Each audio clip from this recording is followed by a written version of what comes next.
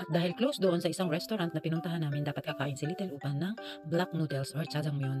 Kaya ito, nagdesisyon na lang kami na magpunta dito sa may Gusi Cave, sa may cave kasi masarap dito ang kuksu. Napaka-famous dito sa lugar namin itong kuksu. Ayan, pagdating namin dito ay close din yung aming restaurant na pinuntahan. Ayun ay suki namin sapagkat sobrang dami doong kumakain talaga. Yan ay napalabas na sa iba-ibang mga TV stations. At kaya ito, lumipat kami dito sa may kabila.